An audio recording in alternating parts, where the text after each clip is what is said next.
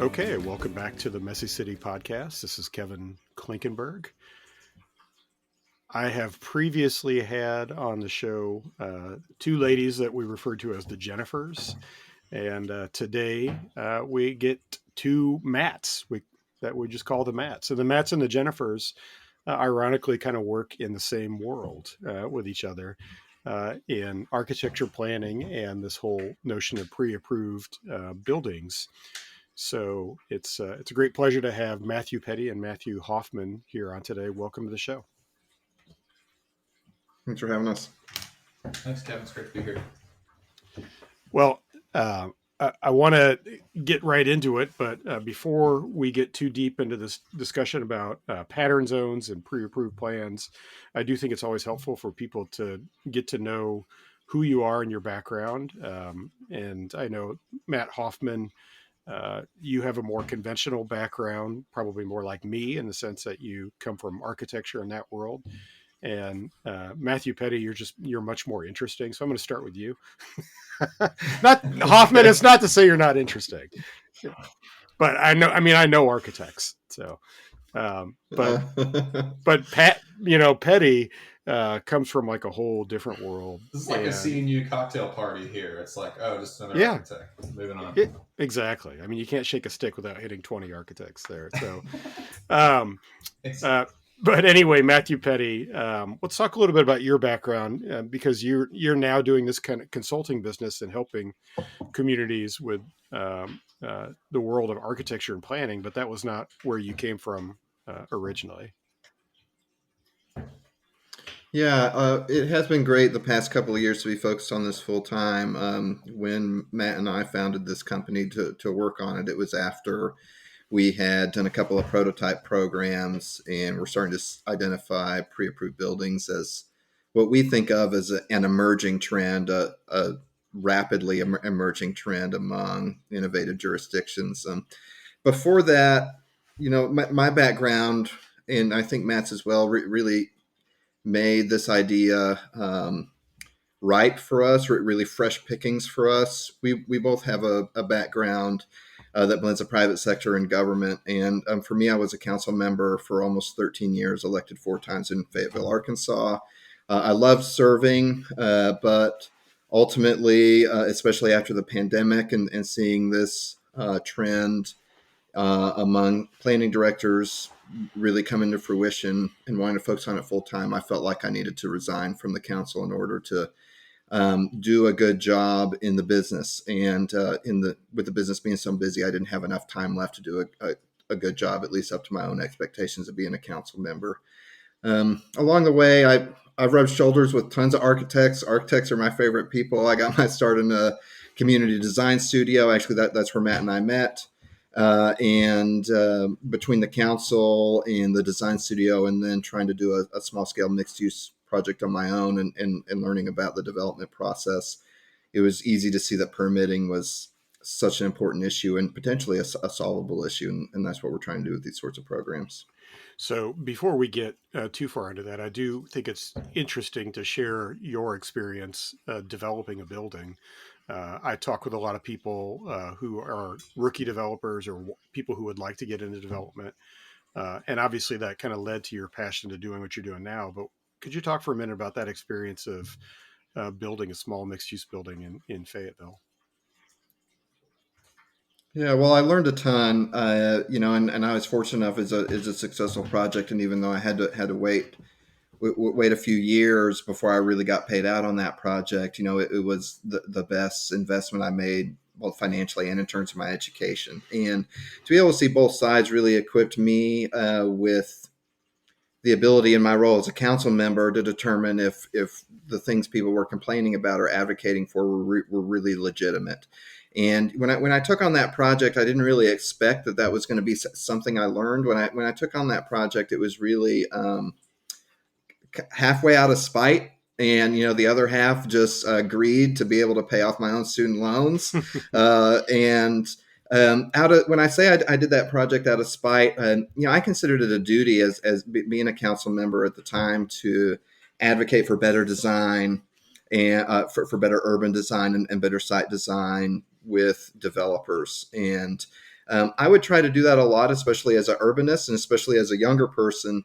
And, they would humor me in terms of taking meetings, but, they wouldn't ever really implement what I was recommending. And I don't think people really believed that small scale urban infill was profitable or even feasible. And I set out to prove that it was, and really to develop a case study for the local development community here whenever I took on that project. And I'm proud of it. It's 3 stories, 9 apartments, a smoothie bar, a tap room, a parking lot. That is small enough that people really cherish their spaces and protect them. So I feel like it ticks a lot of boxes in terms of competent, good design. Although it's not a flashy project, it's definitely a background building in the neighborhood. Yeah. Okay. Well, so Matt Hoffman, did you do the architecture for that job? I did not. I was kind of just getting to know Matthew Petty at the time. As he mentioned, we worked together at the Community Design Center, and I think both of us through that experience, don't want to cast any aspersions anywhere, but I think there's a shared experience among a lot of community planners and urban designers of working on beautiful plans, maybe for the purpose of trying to get awards or for other goals, and having them just kind of languish on dusty shelves and not really get converted into anything meaningful. And so I was certainly motivated at the time and through our current work to try to find ways around that problem. And I think that's something that I share with Matthew Petty and something that really enlivens our work. And I also think it's interesting. Both you guys obviously are in Northwest Arkansas, and it's a region that's growing and changing rapidly. I've previously had Allie Quinlan on the show to talk about some of her efforts. How much do you think how much has it had an impact on your work, just seeing the change and the rapid change in your region? Well, it's immense. And I think, one of the things about Northwest Arkansas is just the radical shift in scales. If you're someone who's interested in urbanism, you can find things to care about and find things to make better. Yeah, anywhere from a curb detail all the way up to a 350-acre master plan. We're an office that's been really fortunate to work at both ends of that spectrum. But I think that's one thing that makes our region unique. It's not a Charleston where you're just doing, kitchen renovations and little historic preservation projects. As much as we'd all love to work in Charleston sometimes, Northwest Arkansas is a growing and a thriving region, and it's the time is now. It's right here. So Matt, this is a really interesting question, Kevin. For me, I came to have a love and a fascination with cities somewhere else, but Northwest Arkansas is really where I had my first, can I say, oh shit moment when it comes to what cities and towns are really struggling with. And it was when I ran some numbers, some projections on housing demand, and this was back in 2017. The numbers I ran said that for Northwest Arkansas as a whole, we would need close to 80,000, perhaps more, new homes, houses and apartments and the like by 2030, just to maintain pricing where it already was. And when I ran those numbers, it was really at the beginning of a recognition that we were entering a huge housing crisis from our population boom, our ongoing population boom. I had just learned that more than 30 people were moving here every day, and that number continues to go up. And it's not that every region or every town is booming. It's not that all the lessons in Northwest Arkansas are directly applicable everywhere else. But for me, seeing the scale of that problem and realizing that really no matter what jurisdiction you are in, you don't really have solutions to address the scale of these housing challenges. We celebrate housing projects that construct, at best a couple of hundred units at a time, and more often a handful or a couple of dozen units at a time. And the scale of the problem of people who are experiencing homelessness, of people who struggle to find places to live whenever they relocate for a job, of people who are can't find places to come back to. It just dwarfs the scale of what our solutions are able to achieve today. And so when I say Northwest Arkansas is really where I had my first oh shit moment, it was really running those numbers and realizing that we needed completely new solutions that were untested, that had not been tried before, and that were designed to scale from the beginning. And I do think that's a lesson that's really directly applicable in a lot of places. Yeah, I think that's a great jumping off point. Let me put it to you this way. I came from the world of architecture and urban design, and working in new urbanism for a lot of years, and was definitely in that first generation of practitioners that were evangelists for form-based codes. I think we all felt like we developed some really good tools, that form-based codes were far superior to typical kind of Euclidean zoning, and also paved the way for places to become more urban with better buildings. And so I think for a lot of, and in fact, I've even been a faculty member for the Form-Based Code Institute, and it was something that we were all really excited about. Um, I, I think it's also fair. It's a totally fair criticism to look at form-based codes, and even a lot of the really good ones that have been done, and say, how much, uh, how much has really been built in those districts where those codes were adopted, and how scalable is that process of doing what the Form-Based Code Institute suggests, which is doing a master plan for a neighborhood and then adopting a code. And I wonder if any of that experience kind of played into your notion of trying to trying to get to similar results, but with a whole different process. Well, I actually have a quote here. So we won an award from CNU a couple of years ago, and one of the jurors said something about our project that I've thought a lot about ever since. What you said just reminded me of it. He said um, that our pattern zones in Bryan, Texas, were a critical next step in progressing the form-based code idea and making it easy for amateurs and developers who are not design folks to do something great by default. And so I think, when we have this conversation about growing local capacity to do great things and doing them at large scales, we need systems that are different. The systems we have don't work. We know that. And so, Matthew and I are building something I think that's really unique. Yeah. I think to be very specific about form-based codes, or Euclidean codes, or anything.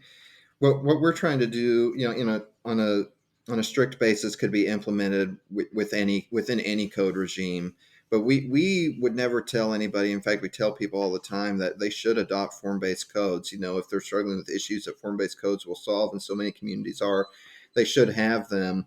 What we're dealing with when we talk about permitting, when we talk about using pre-approvals as a solution, we need to remember it's not a comprehensive solution to all of the challenges that we're facing when it comes to design of our cities, design of our neighborhoods, design of our streets, design of our buildings. It only really addresses the permitting side of this. Now, you can use permitting and expedited permitting and pre-approvals as a really effective hook, if you will, a really effective mechanism that you can attach experimental policies or contemporary best practices to, in order to get at some of these other design issues. But that's not the primary purpose of pre-approvals. We certainly want to elevate the quality and create a reference standard instead of a minimum standard like most codes function on. Even form-based codes, right, function under a minimum standard. And pre-approvals definitely work best with form-based codes. But if we were ever going to criticize form-based codes, we probably wouldn't. Instead, what we would prefer to do is to criticize our expectations that we had and that so many city officials still have when it comes to omnibus planning efforts, whether it's a form-based code or it's a new unified development ordinance or it's any other kind of mass rewrite or marketed effort. They're often presented as silver bullet solutions, right? If we can just get this part done, if we could just fix our regulations, if we could just repeal our impact fees, if we could just do X, Y, or Z, these kinds of things are often held up as silver bullets. But we would make the case, and we would do this quite strongly, that is not correct. There are too many facets of housing challenges, of infill challenges, of broader challenges with neighborhood and city design for there to ever be any solution that is really going to check all of those boxes. And so we have a deep criticism for the expectations that say form-based codes were going to be enough. That is never the case, right? They're necessary but insufficient. Yeah. And same with pre-approved buildings, necessary but insufficient. Yeah. And, I can probably, from my vantage point, perhaps be a little more critical. And I think one of the things we talked about when we were together in Oklahoma City, and just the challenge that I wanted to put to some of our colleagues was, if, we've had a few hundred form-based codes adopted around the country, in a country with 19,000, municipalities. And most of the ones that were adopted were kind of one off in small places. I mean, I know I wrote some that were adopted. Places that I can think of where they were adopted, that was like the one part of town where they did it. They didn't do it anywhere else. Mm-hmm. And if we were thinking of that like a startup product, we would consider that to be a failure. And it would be time for us to go back into the lab and figure out something else, because it just clearly hasn't scaled like we hoped it would.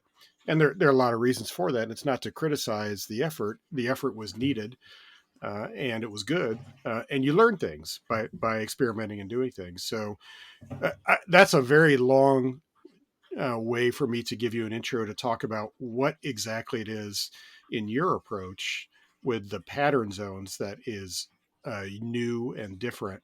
And if you could just kind of walk me through, or walk listeners through how you would explain the pattern zone process. Well, I'll let Matt take the bulk of that question, but I do want to respond to kind of the heart of your response there, which was to do with the kind of the mistakes that have been made over the last 20, 30 years with coding and scale in particular. We were fortunate to work on some of the first pre-approved building programs in the country. We did them as really boutique architecture projects where we were designing complete sets of buildings for individual communities, and that was fun in a very kind of CNU way, right? Mm-hmm. It was fun to go talk about front porch details and really mine the architectural intelligence and DNA within specific communities. But what we found is that there's a massive opportunity cost to doing that kind of work. It costs a lot of money to pay an architectural studio to spend that kind of time on something. And it takes a lot of time. And all that time and all that money, we found, can be better spent elsewhere in streamlining processes and in actually delivering value to communities. Because here's the bottom line: when you go into Claremore, Oklahoma, where we've worked before, where we have a successful program, you look at their porch beam details. There's nothing unique about Claremore's porch beam details that is not shared by Fayetteville, Arkansas, or that is not shared indeed by Atlanta, Georgia, right? You can use porch beam details that were designed in Atlanta for Claremore, Oklahoma, or for Bryan, Texas, or a lot of other places. And bringing a little bit of kind of streamlined sensibility to our process, I think is part of what is hopefully going to allow us to scale this thing beyond what we've seen in the past. So I think that's a perfect intro. If I was going to do an elevator pitch, what we do at Pattern Zones is we help cities pre-approve building plans to make the kinds of projects that they want to see, the easiest kinds of projects for people to do. And the word pattern zone really came from an attempt to differentiate the related attempts out there to try and make high quality architecture more successful. If you were to do a survey today, and we're building a database of case studies now, there are hardly more than a dozen pre-approved building programs that are active across the country. There are some historic examples, especially if you start to look at T&D builders and even conventional subdivision builders. There's this notion of having master designs or master plan sets on file. So pretty typical when operating at that scale, but in terms of contemporary programs that are meant to deploy jurisdiction wide or over a large geography with multiple landholders, there may be only a dozen contemporary programs that are out there. And what we call a pattern zone, if it differs from a pre-approved building program in any specific way, it's just that we're trying to address anything that comes up during anything that is discovered along the way that could actually get closer to 100% pre-approval standard. None of these programs have achieved that standard where anybody can walk in and basically take a set of plans off the shelf like a vending machine with a permit attached to it and get to work. There are always some additional filings that are necessary that are usually site specific or a cursory project review that still has to happen for zoning compliance and so on and so forth. And so we're really focused on trying to achieve that standard, and we call it a friction-free standard for what that application process actually looks like. So beyond simply having a building permit on file or a contingent permit on file in the building safety division, we're aiming to make things like hand-drawn site plans acceptable rather than fully engineered site plans for the initial submission. We're looking to do things like evaluate the required contents of a plan set and make sure that it matches the statutory requirements and that there aren't local requirements that unfairly burden small-scale projects because they're not applied proportionally. Maybe they're only appropriate for large projects. So whatever it is, we try to do a top to bottom review or a friendly audit, if you will, of these various processes and put all that together. So really going beyond open source plans that are just available, beyond pre-approved plans where those plan sets have been reviewed and there's a contingent permit on file, kind of sort of mostly ready to go, into a kind of a full stack process review to make those turnarounds as fast as possible. And it has real benefits. We keep talking about Claremore. We talk about Claremore because Claremore is a small town, 16, 17,000 people. They have a very low head count for administering these different processes. So it's really important to have something efficient. And they're issuing infill permits in 5 days or less after receiving the inquiry from applicants. And they're able to do that because when the application comes in, it's not that it looks different from other applications that get approved. It's that when it comes in on day one, it's already substantially correct and substantially complete. So they can do a meaningful review right away. And it just so happens that the architectural component of that has already been reviewed. So in total, the review goes by very quickly. So let's talk a little bit about then. You've had the chance now to work in a number of communities. Was Claremore really the first one of a certain scale that you worked in, or what was the first pattern zone you deployed? Yeah, the first one was Bryan, Texas. This is a sister city to College Station, Texas. Any Aggies on the line are going to recognize these two communities. They surround Texas A&M. And there in Bryan, Texas, they had revitalizing downtown. This was a little more than a mile, close to 2 miles away from the A&M campus. And they had what was called Midtown, which was the urban fabric that connected the campus edge and downtown itself. So we helped them initially to really focus on addressing pressures to construct rent by the bedroom student housing and looking at more sociable, more resilient options to accommodate that real estate demand. So that was the first. That was a custom design model. We deployed somewhere around a half dozen buildings. Matt was the architect for all of those. So it was a custom design project, and we learned a lot of lessons, and as a whole, that project's very successful. The pre-approval side of that is not as successful as we really hoped it would be. It was our first prototype, and we learned a lot. The second one was Claremore. This program was also a custom design program that Matt was the architect for, but had fewer buildings. It was different. It was different from Bryan in that it was a real builder-focused process. So Bryan was very focused on public acceptance, and we were so proud of ourselves, patting ourselves on the back and going out for drinks after our town halls because regular people, concerned citizens, were saying we'd done it, we'd listened to them, we had designed buildings that they wanted to see in their neighborhoods, even triplexes and single family neighborhoods, and really upended a lot of the assumptions we have about planning projects.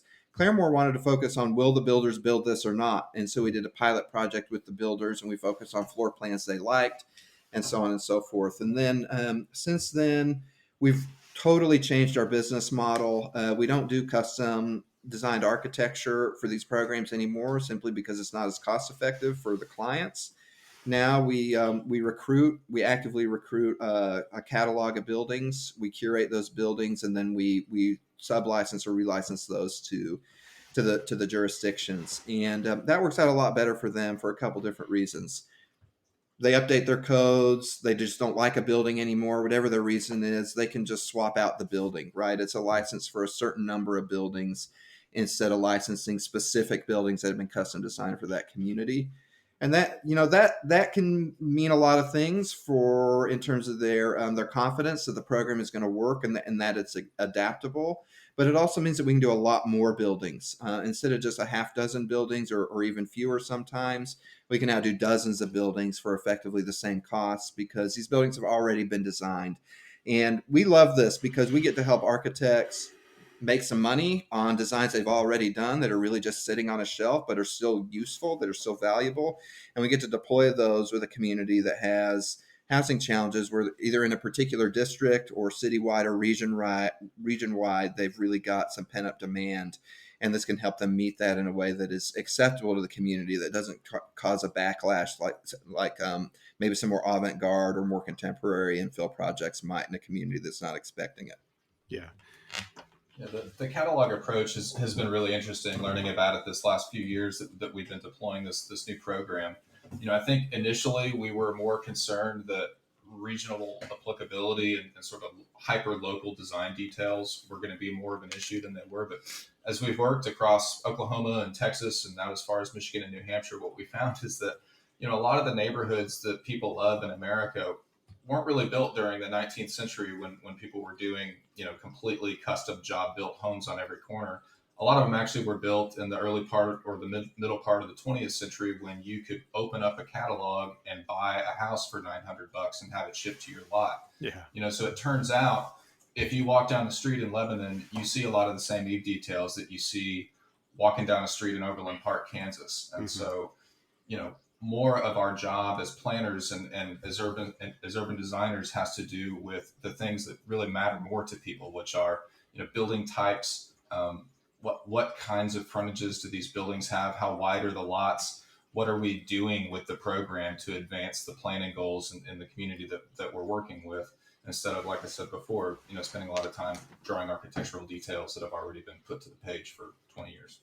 Yeah, it's kind of a funny thing. A lot of people have this idea that I live in an older neighborhood, and people think that, whoa, all the houses are different. It's so cool. It's so, that's just so different than like modern subdivisions. And it's always fun to point out, I can look outside my window and across the street, there are 3 houses that are exactly the same house.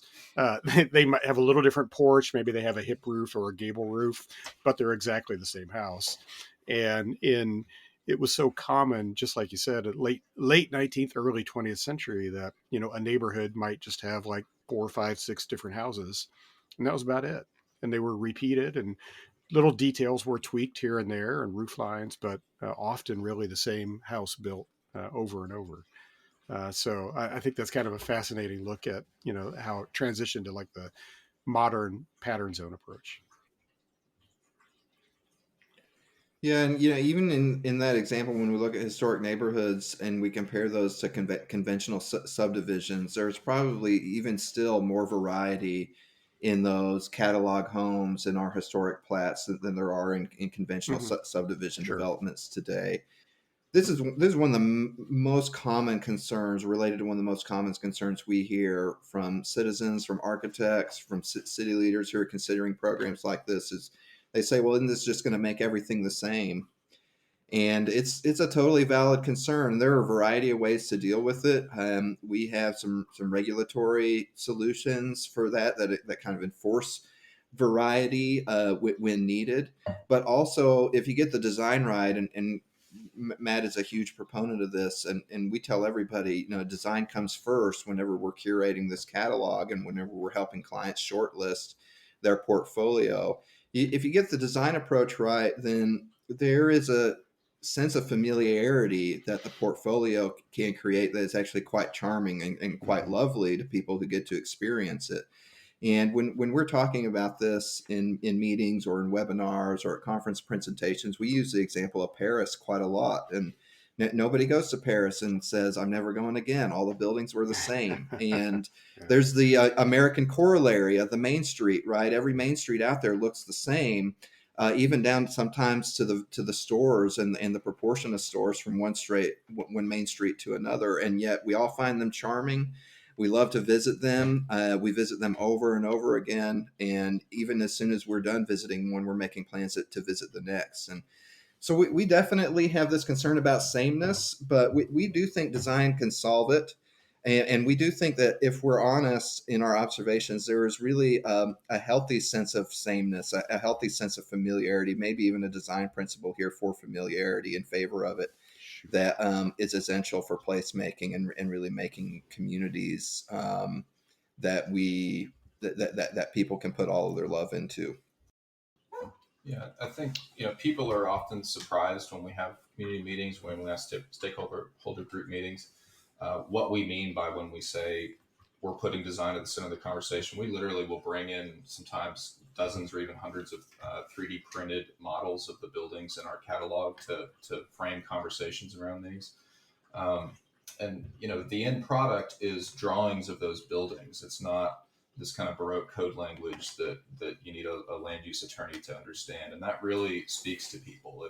It helps them understand what are the changes, what are the stakes in their neighborhood. It helps them realize that often we're not talking about buildings that are larger than the ones that exist. In fact, most of the time we're talking about buildings that are smaller than the ones that exist in their own neighborhoods, because we're trying to be opportunistic about finding places for new things to fit in familiar ways. So I think framing things from a design perspective really helps with those conversations.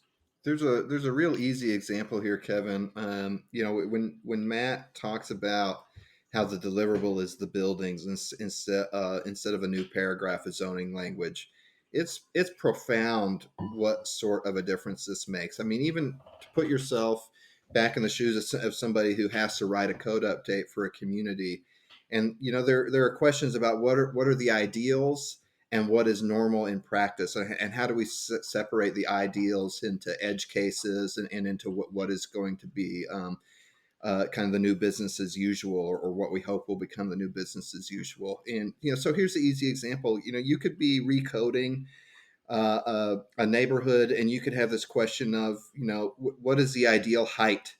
And the ideal height might be 2 stories or 2.5 stories, but you have to write the code to be more permissive than that. So you end up with 3 or 4 stories in the building. And this is, by the way, this isn't meant to be a commentary on what sort of height is best in any kind of a universal sense. But we're faced with these choices as planners, as code writers all the time. Do we code for what would be ideal, or do we code for absolute flexibility, right? And how do we balance the two? When you look at a pre-approved building program, you don't have to do that. You can stop with the question of what is ideal, right? A pre-approved building program is voluntary for applicants. Nobody's forced to use these buildings, these plan sets. They can still file for conventional permits. And so if you look at the trajectory or the trends that we hope to see in subdivisions across the country, and how we hope to infill and repair these urban fabrics and suburban fabrics and make them more resilient, more socially resilient, economically, environmentally, et cetera, we can answer these questions straight away. We say, what sort of buildings are best for that future, right? And we can choose the footprints. We can choose the building massing. We can choose all of these details for what we feel and what the best practices show are the most compatible, are the highest quality in terms of outcomes, instead of having to write the code to be as flexible as possible for all the varied interests. That flexibility still exists, but the easy button is to do something that has already been vetted for design compatibility.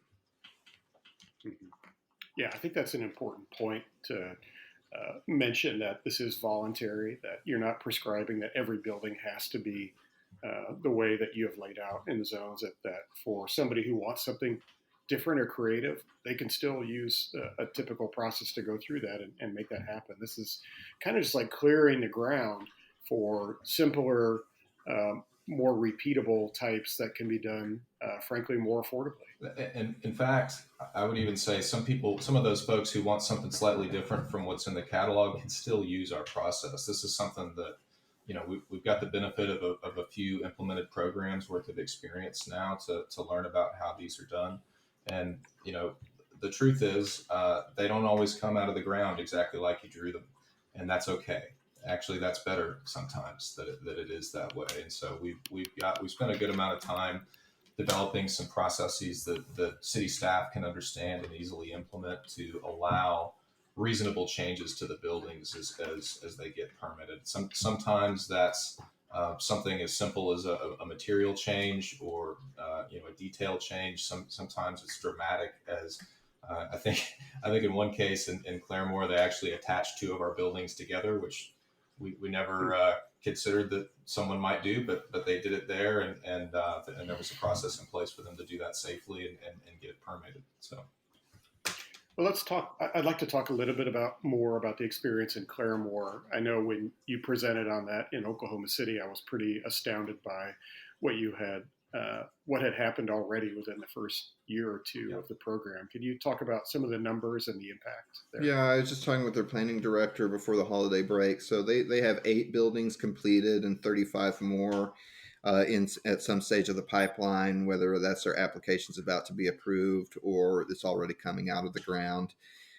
Those numbers aren't huge, but for a town of 17,000 people that would do maybe a half dozen infill permits annually before this program, it's a huge change for them, especially being able to clerk that new volume with the same staff that they had before. So that's where they're at now, and that's on what we call version 1.0 of pre-approval programs. That's all with custom design and only a handful of buildings. And the reason they've enjoyed that success is because they've earned it. They're out there selling this program, marketing this program every chance they get, whether that's at chamber meetings or one-on-one meetings with individual builders to discuss project concepts for a particular parcel in town. Every time somebody comes to the planning desk, virtually or in person, if the program is available to them, then they're encouraged to use the program because it's faster and less expensive for everybody. And tends to produce pretty high quality work, more high quality than typical projects before this program existed. Now that's version 1.0. Claremore is migrating to what we call version 2.0. They're going to expand their catalog from a handful of buildings to 24 different sets of plans. And they're looking at how to move beyond, how to adapt the program outside of their downtown and downtown adjacent neighborhoods and into some of their more conventional subdivisions and greenfields that are very likely to develop, whether they have access to this program or not. And so Claremore is looking at their migration, their expansion to version 2.0 as a way to raise quality citywide instead of just downtown and just in infill context.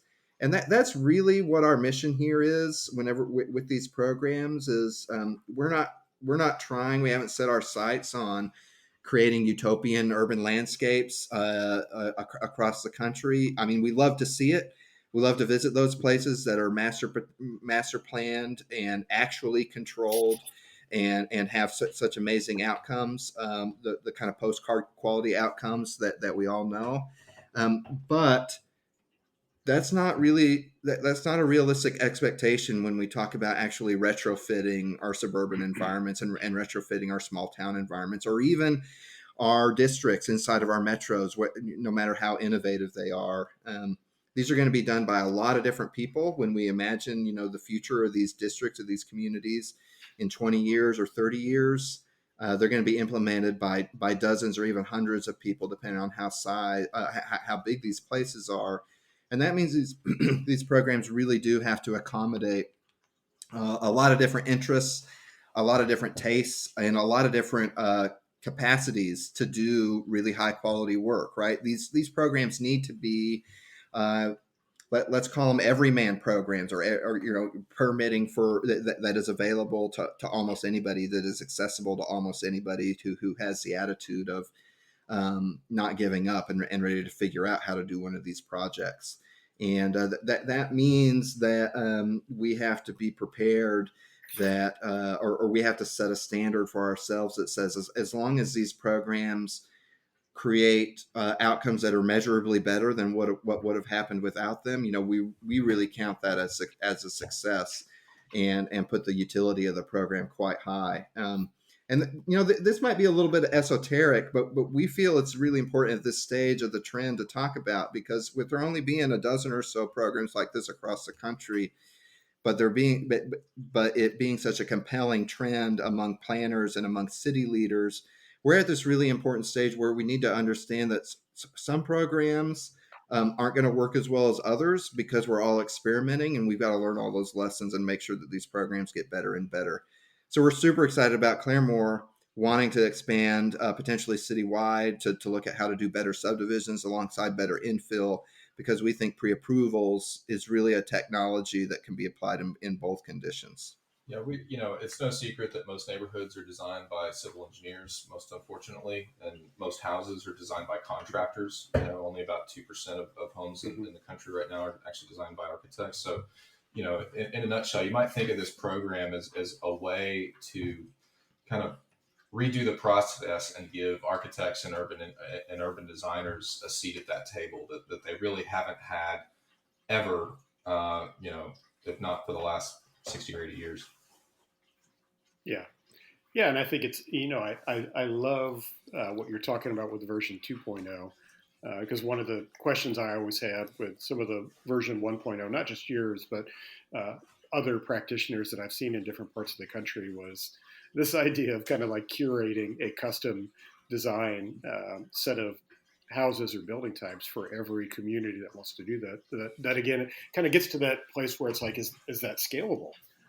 And not to mention, there actually is an industry of people, architects and house designers, who are out there and work on houses every day and small buildings. And it's like, why not tap into that as an incredible resource and bring them into the fold? One of the most fascinating conversations we had was early in this process. It was actually back in Bryan, Texas, where the local the state AIA chapter asked to meet with us and to learn more about the program. And the premise of that conversation, you can imagine, was a little bit delicate, because we're out of towners coming to develop an architectural catalog for pre-approval use inside that community, and we're not involving local or regional architects in that scope of work. But through those conversations, we were really, really interested to learn a lot. What we kind of found out is that for the most part, architects aren't able to access those markets because those markets don't exist. Most architects are not getting asked to do custom homes. In fact, very few architects are able to make a custom home business a successful design office. It's even more stark when you start to talk about duplexes, triplexes, fourplexes, ADUs. The market for architects to perform professional services for these types of buildings is practically non-existent across the country. And when we talk about how a program like this will affect the local architecture community, we see it as being a market maker. If a person who is interested in doing a project, whatever their reasons are, sees somebody else do a fantastic duplex or a fantastic cottage court and is inspired by it, that is how a market gets made, is inspiring more and more people like that at scale. And as communities like Kansas City, communities like Buffalo, like so many others, actually try to innovate and actually try to make infill development easy and make it a priority to make infill development at least as easy as subdivision development. Those communities, if they pick up a pre-approved building program, they're going to find that they have a tool at their disposal to really create a market for missing middle building types in a way that they didn't have, in a way that they weren't able to do before. Matt mentioned earlier on in our conversation that we see a pattern zone as being something that goes a little bit beyond just a pre-approved building and tries to look more deeply at the full systems that create and entitle permits in different cities. This conversation about the practice of architecture and missing middle housing in particular just got me thinking about that, because it's something that we're dealing with quite a bit right now, where we go into a town and we find out that the local jurisdiction, the building official there, has implemented a series of local policies that go above and beyond state level mandates as far as what is required on submissions for plans, what is required in terms of code compliance. Oftentimes, in fact, over half the time, I would say, city requirements go well beyond state requirements. And so you end up with a situation where, for example, you might have a builder, a developer who would love to develop a fiveplex, but because of the local requirements on doing that fiveplex, an architect, in order to comply with the standard of care, would need to do so many drawings that it becomes cost prohibitive for someone to actually draw a fiveplex that complies with the code from a documentation standpoint, while actually penciling on the development side. There's just not enough units to pay for that much design time. Right. So Right. this is one thing. Pile this on to the pile of zoning and development and entitlement and permitting, all the different stuff that we look at throughout a pattern zone. We look really deeply at these building safety policies and work really hard to get city and state alignment, so that you don't have a situation where a municipality is pushing beyond what a state is requiring, and actually in that way making that missing middle even more missing. Yeah.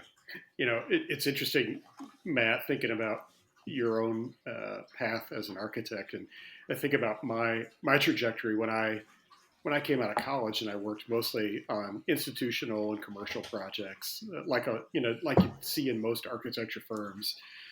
When I started working on residential, it was an incredible eye opener to myself, to my former business partner, that it was like entering a totally different world, and not understanding the fee structures, the amount of work, the relationship to contractors. And I still try to communicate this to people all the time, that it really is like two different ecosystems. And I say all that because it's like you learn that that kind of really hardcore cost effectiveness and time effectiveness is critical for these kinds of small buildings, or they just won't get built. Absolutely. Yeah. So I feel like there's a lot more we could get into. I want to be appreciative of your time as well. What do you have on the horizon going forward that you're looking at in terms of communities you're working in, and implementing sort of version 2.0 as you describe it? Yeah, in 2024, we'll see deployments in Fayetteville, Arkansas. For those who don't know, it's a town of close to 100,000, a little bit less in Northwest Arkansas, a broader region of 500,000. Overland Park, Kansas, just outside of Kansas City.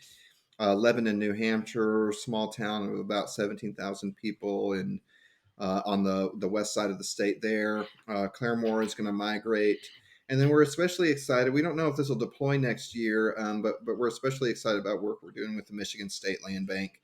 They engaged us alongside Marcus King, a Detroit architect, to develop a framework for local land banks to implement these sorts of programs. We're speccing that framework for with the Detroit Land Bank in the city of Detroit, so that may be the first place it deploys.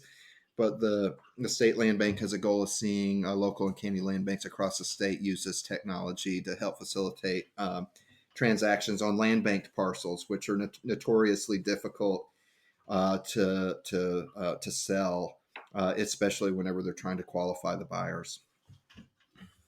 I'd say on my side, we're also still building the catalog, still designing buildings, and still trying to be innovative with prototypes and building types. Just one example that we talked about at CNU a few months ago. Most people don't realize that in the 19th century, just over 100 years ago, somewhere between a third and a half of people in this country lived in rented rooms. That this was before mobile homes, before LIHTC, before Hope 6, before home funds, before all that. This was how we did affordable housing.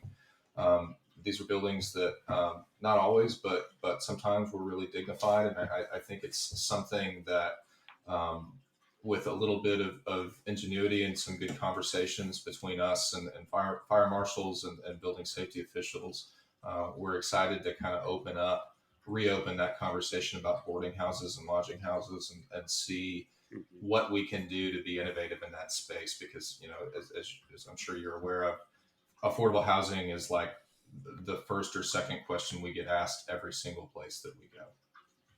I'm sure. Yeah, there's the whole class of building type called the apartment hotel, Yep. which basically has just vanished into history, but was an incredibly important building type for decades and decades. That's where people lived, especially young people, when they came to a city and they didn't know anybody and they were there for work. They would go live in these basically what were rooming houses, but very often very large.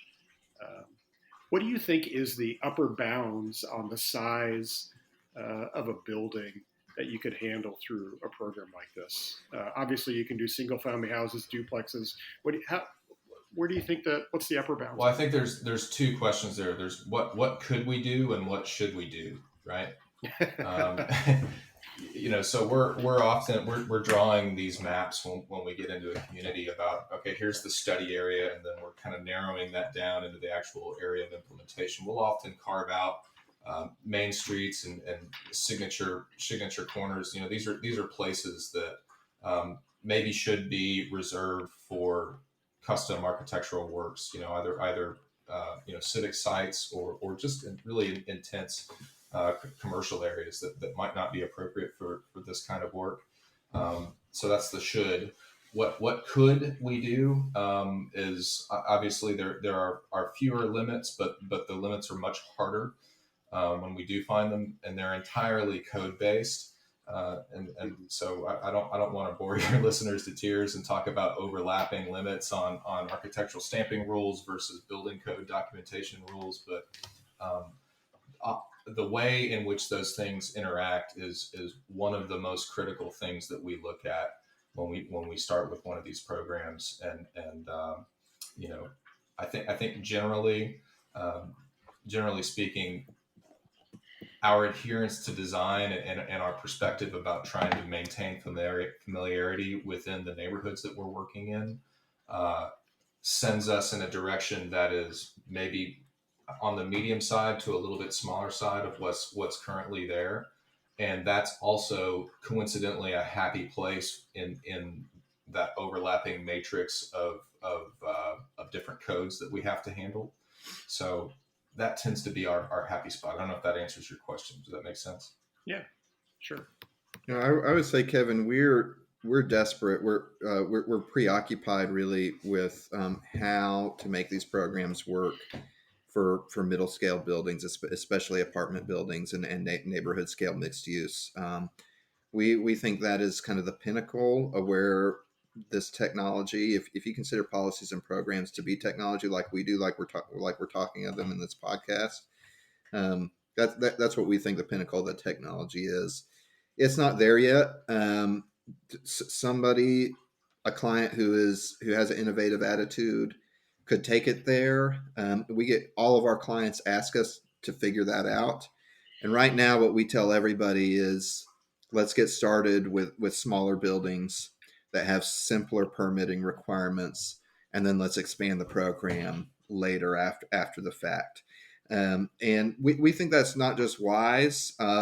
We think it's pretty essential. We started the top of the call talking about form-based codes.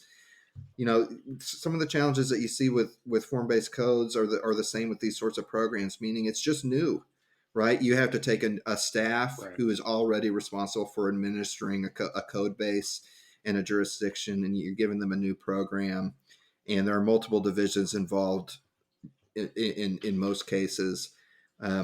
There are enterprise risks associated with trying to do something new like this. So in the meantime, we're sticking adamantly to 1 and 2 unit buildings plus townhomes.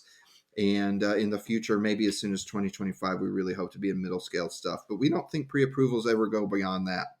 We don't want to confuse pre-approvals with master plans or master development agreements. There's a place for having a high degree of coordination and control for district level development. But when we talk about pre-approvals, we think it's small and middle scale only. Large scale projects have life safety implications. They have regional implications or community wide implications. They deserve robust review. Very small scale projects deserve almost no review. We should be rubber stamping very small scale stuff. And modest stuff, middle scale stuff that fits a form that isn't experimental or avant-garde, we should basically be rubber stamping that too. We should be giving that a modest review. So that's kind of our philosophy. Is pre-approval is this new standard that's beyond by right? Certainly above conditional uses and beyond even by right. It's a new standard that hasn't existed before. Stuff that still requires a real robust review, very large scale development is probably really not a good fit for these programs. Yeah, I think in my Kansas City centric view of the world, we have an urban core populated with walk up apartment buildings, fourplexes and sixplexes, which we often refer to as Kansas City colonnades because they tend to have like a classical front to them, and they're basically literally like the same building sprinkled all over multiple neighborhoods. And so I feel like that is like an area that I'd like to get to. It's like if we can do that type, just a nice simple sixplex that we could repeat everywhere, that would be really cool. And then I think some of the small mixed use types, maybe 3 or 4 apartments, above a store.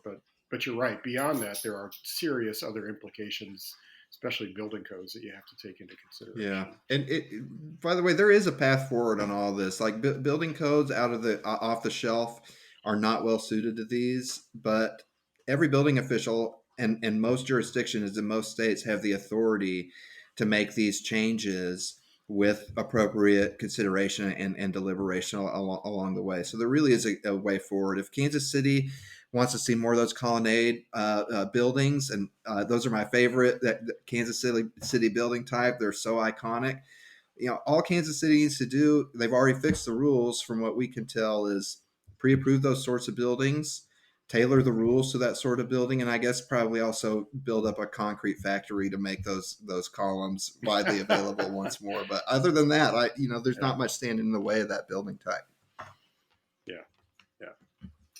All right. Well, Matt, I really appreciate the time today. I know you're both busy guys, so we'll get past the technical snafus here and get this loaded up to the system soon. But really appreciate your expertise and your willingness to share on this. And I think it's an incredible, innovative area, and I'm looking forward to see how this evolves over time. So when are you coming up to Kansas City again? When am I going to see you in person? To be determined, but probably March will be up there again. Maybe February, but probably March. March is a great time. I go up there pretty frequently to watch the Royals lose to whoever's in town. It's a secret pleasure of mine. That's a ritual we all enjoy. It's constant losing. We have 1 or 2 good years every 30 years, and then a lot of losing. So, all right, thanks guys. Really appreciate your time. Thank you, Kevin. Take care.